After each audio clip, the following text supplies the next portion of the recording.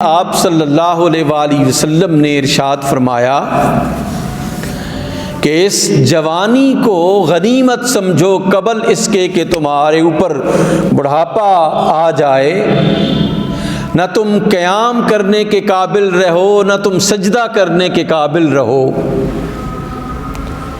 نہ تم جہاد فی سبیل اللہ کے قابل رہو، اور نہ تم اپنے طور پر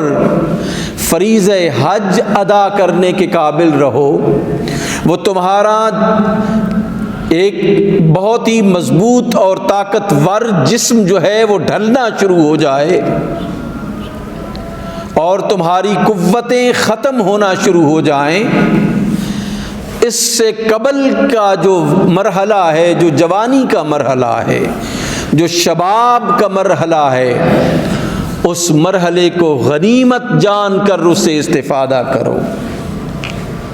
اور یہ مرحلہ زندگی کا بہترین مرحلہ ہوتا ہے انسان کے لیے، جب اس کا ذہن بھی مکمل طور پر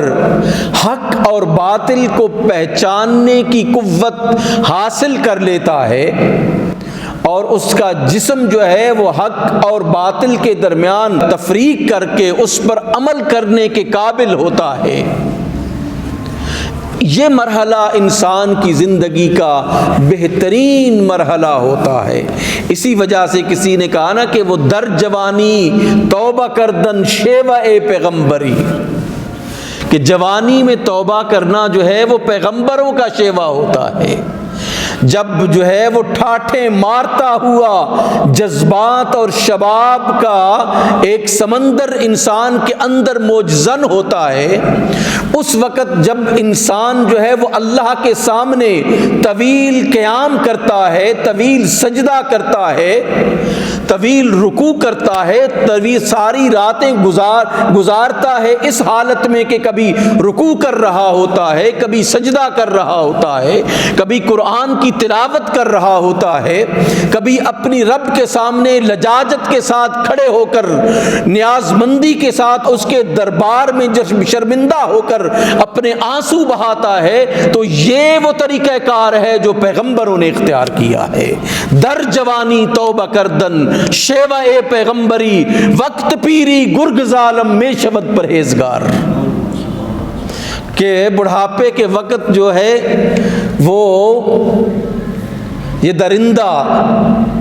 جو چیر پھاڑ کرتا ہے وہ بھی اپنے آپ کو پرہیزگار بنا لیتا ہے۔ انسان اسی صورت میں عبادت کا مزہ آتا ہے کہ ایک طرف شیطان آپ کے جسم پر مکمل طور پر حملہ آور ہوتا ہے، آپ کہتے ہیں کہ میں تمہیں جھٹک کر اپنے رب کے سامنے سربا سجود ہوں گا جس نے مجھے جوانی عطا کی ہے،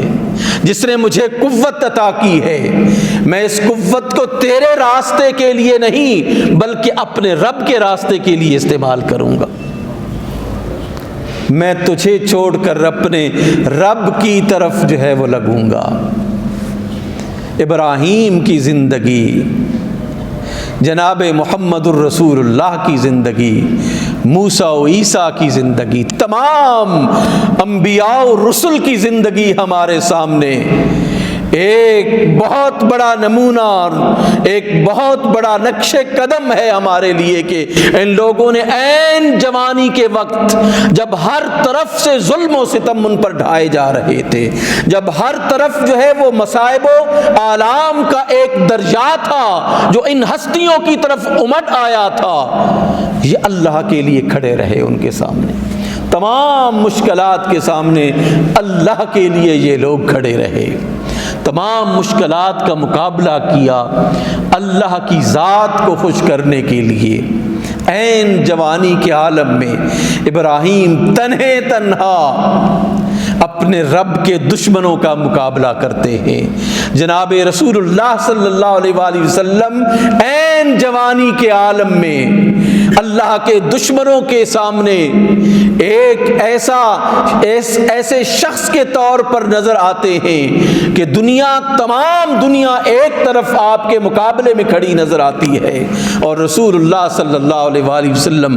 مدینے میں ہمیشہ لا الہ الا اللہ محمد رسول اللہ کا سلوگن اور نعرہ لگاتے ہیں، اور پھر ان تمام باطل قوتوں پر آپ غالب آ جاتے ہیں۔